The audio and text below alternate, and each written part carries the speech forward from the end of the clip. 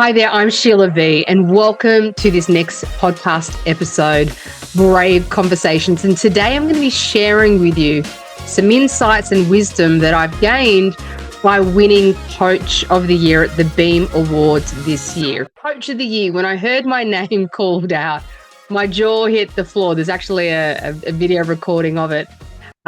Because I was in a category with some amazing coaches and I didn't think I stood a chance to win, and that didn't matter. I was just happy to be there as a finalist.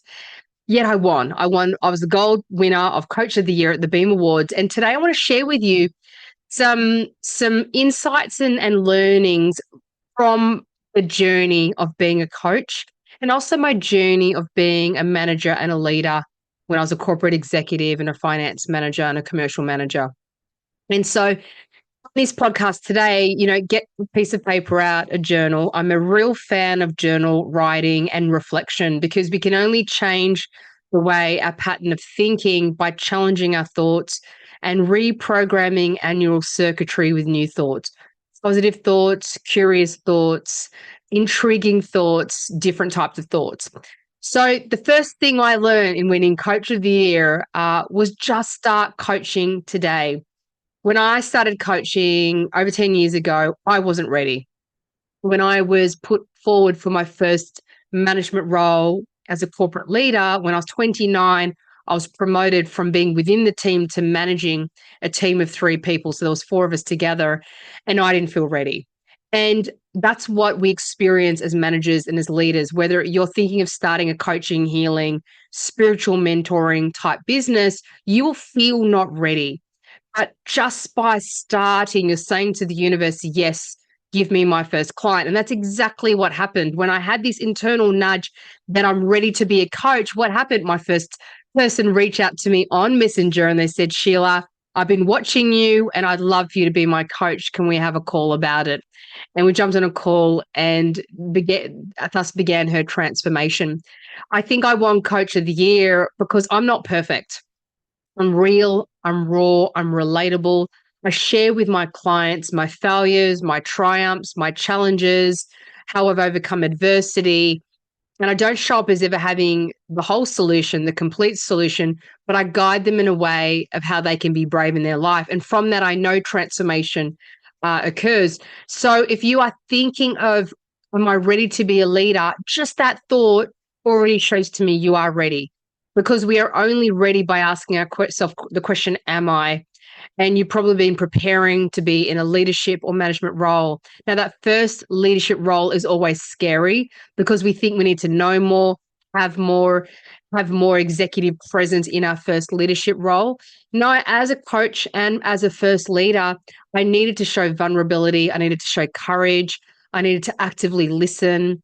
I needed to have better time management skills. There are all these new skills I needed, but that fear of can I manage was really false. I was ready to manage, and I also was ready to start coaching. So my first lesson for you is just start today. Put your hand up for the promotion, or start creating that website, start creating social presence, start putting word out that you are a coach and you are ready to mentor. I received this award so many years later because I began and I was brave all those years ago just to begin my business. I'm blown away by what it has become. 2 book deals later with a publisher. I've been on a reality documentary TV show. I've done corporate keynotes to, a room of 700-800 people. I've been speaking in America and Canada now. This would not have all happened if I hadn't just began. I would never have made it to be a corporate finance director, a CFO of a major publishing house, if I didn't say yes to that first management role 10, 11 years prior. Okay, so just start today, say yes. You may not feel ready, but you are more ready than you believe. The second thing is especially when I started to become a coach, I started to train in many different complementary modalities. And this is for you if you are a corporate manager leader as well. Get really interested in the topic of personal development. I've been obsessed with personal development since I was 29. And initially I started spirituality. I studied it and I was obsessed with it. And in some ways I was spiritually bypassing. I didn't believe anything else was the solution but spirituality. Then I started to study trauma, and that was a game changer personally for my personal life, and also professionally when I studied the nervous system regulation and what is trauma and the impact of childhood and teenage trauma on our behavior and mindset as adults. That blew me away. Then I studied embodiment practices. I studied really radical modalities like psychedelic therapy, ayahuasca, bufo, breath work, cold baths, Wim Hof breathing, all these different modalities that a lot of people were like, that's weird. And I thought, well, I brought curiosity and awe and an inquisitive inquiry as a student to the modality. And because of that, I received so much transformation. I studied high performance mindset coaching. I studied the neuroscience of brain. So in my programs that are deeply transformation programs, they go for 6 months. I don't like coaching shorter than 6 months because I do like being on the highs and lows and the hero journey that the client goes through. I now take my clients through so much expansion with so many different modalities. And if you're a coach out there, some clients are going to want spirituality. Some are going to want to understand the science, the mindset stuff. Some are going to want to go straight for that, the expansive ayahuasca or psychedelic type experiences. They're like kind of ready for that type of, it can be a fast track at some time. Some want the deep embodiment practices. There's a lot of trauma. So we have to meet our clients where they are. And I think offering complementary modalities. And I think what I've done as a coach for anyone that's thinking of coaching, I've learned to alchemize them. So I'll be working on mindset, but I'll bring spirituality in. And I might be working on psychedelic therapy or talking about it, but also bring neuroscience in. I might be talking about trauma, but I'll make sure we discuss embodiment practices to release trauma from the body energetically where it's stuck. So I complement. So think about how, if you're an executive or a senior leader or a middle management leader, how are you adding to your toolkit every day? Are you listening to a podcast about personal development, mental well-being? Are you pushing yourself and trying new things that test you a little? You might be a bit skeptical. I feel if I'm skeptical, I've got to lean in and figure out why I'm so skeptical. And if you're a coach, are you stuck on one frame? How do you add adjunct, different modalities on to complement your basket so your clients get way more of a breakthrough? What other consultants can you bring into your practice? When I have a program, I have 3 consultants I work with. So my clients get such a breakthrough in a short space of time, and their self-awareness goes from unaware of problems in their blind spots up to very aware of my own self-sabotage behaviors, my blind spots, my behaviors, awareness of how my trauma is contributing to my present and future. And also we do the rewiring around that. So second insight, learn many modalities. Don't become one of those people that only studies modalities and doesn't work. Complement. Make sure you're keeping your skills up to speed. The third is the power of the group to heal, learn, and expand. Whether you're a corporate leader or you're a coach, there is something amazing in the alchemy of a container of bringing a group of men and women or women together and having them share their own challenges and triumphs and knowledge and wisdom, which goes far beyond us as facilitators and coaches. If you are in corporate, you've got to bring in an external facilitator to get to your team to think differently. In that, what I've found as being a corporate facilitator and running a lot of different circles and also retreats is people show up in a very empowered way. It's a beautiful space that they can let down their guards and be vulnerable. I find they discover how empowered they really are, how wise their soul is. And they also, and this is one of the most beautiful things I've discovered in running groups and retreats and even corporate workshops. You network, you make great friends, you make soulmate contacts. I've had clients come to me and say, Sheila, I met my best friend at your retreat, or I met my close female new group of friends at one of your 10-week programs because I felt alone and no one understood spirituality or no one really understood my trauma.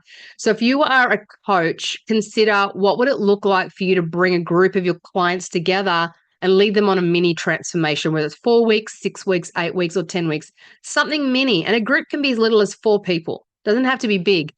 If you're a manager, do you bring your team together, and hopefully it's in person? I know post-lockdown, we now are meeting more in person than ever before. And one of those in-person work days Are you bringing your team together, taking them through some exercise to get them to operate more like a team, get them to learn more about each other, get them to understand each other's strengths and weaknesses, ways of communicating more effectively? There is a power in bringing group together. And as managers, I remember when I was a team leader, I was busy being busy. I was busy in meetings, busy delivering, and right now it's year end and we're all in the busyness of closing out year end and month end. I don't have to do that anymore.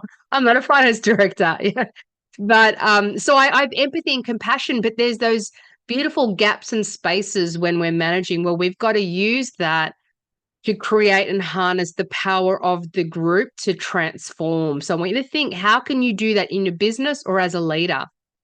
The second thing is, by the time I won this award, I didn't actually need the award. And that's the irony. This award did not validate me and did not make me feel like a better coach or more of a coach. I already had arrived there in the last few years. I've become really proud of the coaching I do and the transformation I offer. And it's interesting because when I received this award, I actually moved into massive gratitude for all of the clients and corporate clients I have that put their trust and faith in my process, in how I turn up for them, in the transformation process I offer. And I think not relying on an award for validation is a powerful way to operate and to move from from a servant heart, I call it, from service. Moving from a place of service is the biggest way we can have an impact in the world. And it's one of the fastest way we discover our life purpose. So it wasn't really about the accolades or what the award meant. And yes, definitely it's given me a bit of a profile, receiving something like this because of the process the judges need to go through. It's like an external process to understand who is Coach of the Year. For me personally, it's a reflection back of the work and the investment I've done. And so I guess the message for this is, can you keep going and not quit? When I first started to run my coaching business, I wanted to quit every week. Cash flow was an issue. I was burning out. I was tired. I was sick of wearing marketing hats, sales hat, product development, social media. Like I just was like, how do I learn all these skills? And I didn't quit. As a manager, I've also had weeks and months with relentless deadlines, my team burning out, me not feeling like a great leader, thinking I just want to quit too. But instead of quitting, I turned and I worked on myself. I had my own coaches and mentors around me. And I kept on committing to being of service. I'm here to serve in the publishing industry as a leader. I'm here to work with my clients, transforming them. So I'm constantly looking at new modalities and I'm constantly reading and binging podcasts myself in the pursuit of a level of excellence, not perfection. And this award, I think, on some level recognizes that in myself. Awards aside, I want to ask you, how do you pursue excellence as a manager? What new tools are you learning that you can impart to your team? And as a coach, what are you investing in yourself you can start sharing? And how do we stop looking for external validation? You are already an amazing leader. You are already an amazing coach. How do we drop the need for external validation and find it more within ourselves? That was the realization I came to.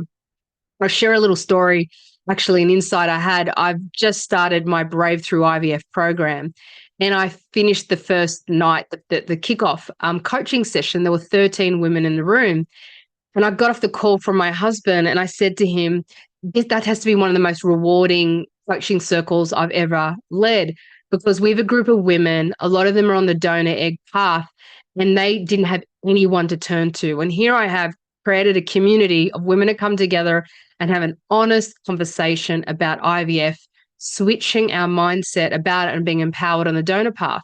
And I got off the call from him, and this was a few weeks before the awards ceremony. And I said to my husband, I feel like Coach of the Year. Like I feel that, because I'm so proud of the work I'm doing to help these women get pregnant. So quite often, the most transformative work we do will have the biggest impact on our clients, and we may not even see the impact.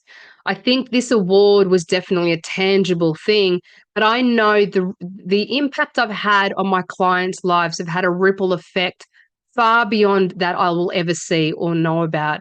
And I think that's what great leadership and great coaching is about. You have such an impact on someone's life. It impacts their marriage, them as parents, their relationship with their children, their relationship with their parents, their relationship with their next door neighbors, how they show up in the world. They might start finding a message that they communicate to their own community. Our coaching is such a ripple effect. That is the true reward and award from being a wonderful coach and also an amazing manager. Now, the last piece of wisdom that I gained from receiving this Coach of the Year award, because after I won it, I reflected back on the flight home. Wow, like what does this award mean? And, how did I get to this point? And basically, I have made myself the most important person to coach out of everybody. I work on myself morning, noon, and night. And I'm not just Coach of the Year because of that. I'm a wonderful mother, a wonderful wife, a wonderful friend. I'm really active in community. And I know I'm having a ripple effect in terms of consciousness on the planet. So, as a manager and as a coach, are you working on yourself? There's something called an upper limit belief, an upper limit to the amount of abundance, amount of belief around happiness, the amount of fun and play and joy we have in our life. And every time we level up, we actually hit a ceiling of that. And by working on myself, I find my ceiling and my container for expansion gets bigger and bigger and bigger. So I'm always looking at what limiting beliefs do I still hold? Where am I playing small? Where can I? What habits can I look at in my life around energy and vitality?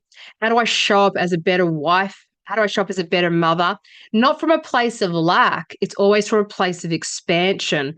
So to be the manager you want to be and to be the coach you want to be, it's not about looking downstream at our employees or at our children or at our coachees. It's about having a good, hard look at ourselves and going, what do I need to work on within my life? And that for me has involved asking myself really tough questions, which includes, who do I need to forgive? Who do I need to forgive today? What do I need to stop doing in my life? What do I need to start doing? How can I look at money differently? My relationship with abundance? How can I look at my relationship with play and fun differently? So I ask myself these, I call them brave questions daily, weekly, and I answer them. I don't just move into ruminating mindset. And so in winning Coach of the Year, I actually think I've coached myself really intentionally. And I've been that leader really intentionally for myself. And because of that, my clients get transformation. Our clients do not transform more than we can. So I, many years ago, was doing relationship coaching. And during that time, I was in a toxic, unhealthy relationship. So what do you think happened to my clients? They were a mirror back to me. They couldn't get breakthroughs in their relationship. They were constantly fighting and arguing because I wasn't being honest with me about my romantic relationship at that point in time. They were not getting any breakthroughs. So I actually stopped coaching and I worked on myself. End up meeting my husband, Tyson, and I've got the most amazing marriage now. So if there's something you're stuck in your life, spend some attention looking at that instead of being obsessed outside of the problem with clients or staff or something else. Always looking within at how I can expand, improve, grow, become more braver. This is how we really show up for ourselves. And at the end of the day, it's not important winning Coach of the Year, but expanding, evolving, growing, healing, learning. These are the gifts of life. And yes, it does result in us becoming a much better coach and a much better leader. So I hope you've enjoyed today's podcast about the insights I've gained from being Coach of the Year. Just to do a quick recap. Just start coaching, lean into that first managerial role, Get interested in many, many different modalities. Don't just be obsessed with spirituality or mindset. Learn embodiment, neuroscience, psychedelic therapy, holistic modalities. Learn a whole lot and look at how they all link together. Thirdly, look at the power of healing, growing, and learning in a group setting. Whether you're a manager or a coach, the power of group is exponentially more than those in the container. Thirdly, we don't need external awards to validate us. See how you can validate yourself internally and really find the coach and the amazing manager within you. And lastly, never stop working on yourself. Develop a beautiful relationship with doing the work. Develop a wonderful, healthy relationship with personal development where we don't see ourselves as broken. We see ourselves as human beings growing and expanding daily and weekly. I hope you've enjoyed this podcast on Brave Conversations, and I look forward to tuning in with you next week. Thank you so much for listening. I love you. I'm filled with gratitude for you. I honor you for choosing you, your personal growth, and your evolution. Thank you for letting me into your world. It has been a privilege. Now do me one favor, one big thing. Share this podcast with a soul sister or brother who needs to hear this. My mission on planet Earth is to help as many people as possible so we can be bold, be brave, and be courageously ourselves. I'll see you on the next episode.